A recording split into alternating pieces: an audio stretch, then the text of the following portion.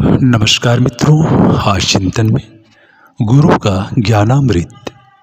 गुरु की वंदना करते हुए गोस्वामी तुलसीदास जी रामचरितमानस में कहते हैं, बंदाओं गुरुपद कंज कृपा सिंधु नर रूप हरि, महामोह तमपुंज जासु बचन रविकर निकर।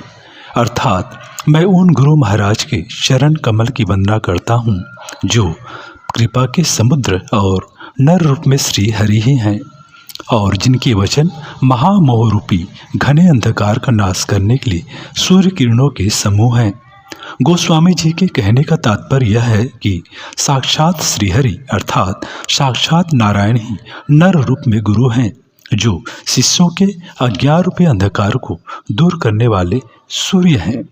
इस शब्द के प्रथम अक्षर गु का अर्थ अंधकार है, जबकि दूसरे अक्षर रू का अर्थ उस अंधकार को हटाने वाला है।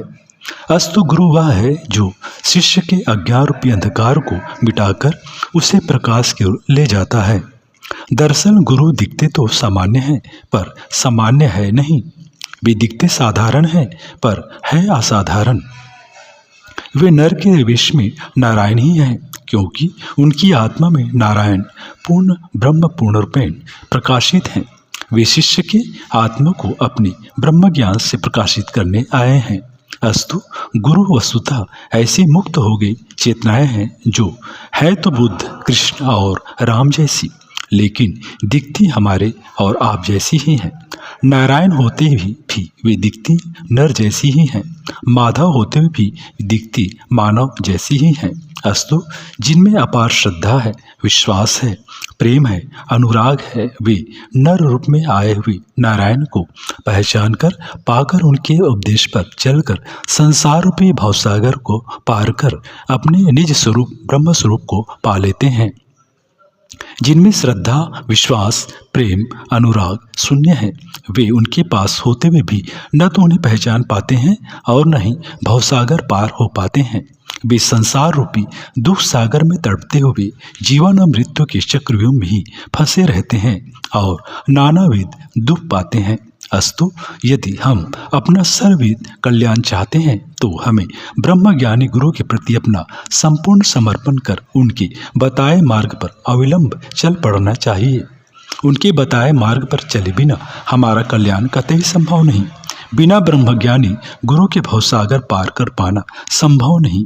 तभी तो गोस्वामी तुलसीदास जी ने रामचरितमानस में कहा है, गुर बिन भव निधि तरई न कोई, जो बिरंज शंकर सम होई। अर्थात गुरु के बिना कोई भवसागर नहीं तर सकता, चाहे वह ब्रह्मा जी और शंकर जी के समान ही क्यों न हो।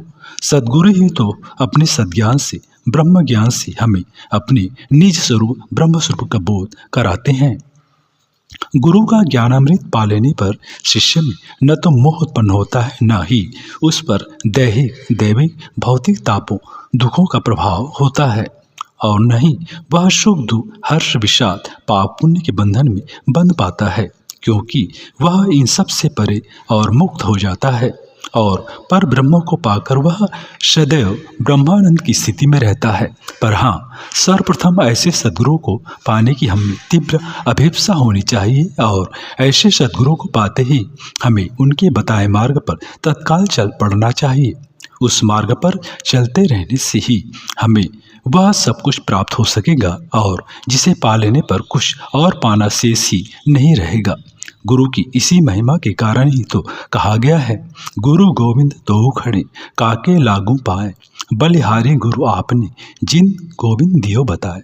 अर्थात जब भगवान श्री राम, भगवान श्री कृष्ण आदि अवतारा धरा पर आए, तब उन्होंने भी महर्षि वशिष्ठ, महर्षि विश्वामित्र और सांदीपनि मुनि जैसे ब्रह्मनिष्ठ संतों, ऋषियों की शरण में जाकर ज्ञान की प्राप्ति की और ऐसा करके उन्होंने मानव मात्र कल्याण के लिए सद्गुरु की महिमा का महान संदेश इस संसार को प्रदान किया। मित्रों, अस्तु हमें भी आज के युग ऋषि परम पूज्य गुरुदेव एवं परम वंदनीय माता जी के शरणागत होकर अपने आत्म कल्याण का मार्ग प्रशस्त कर देना चाहिए।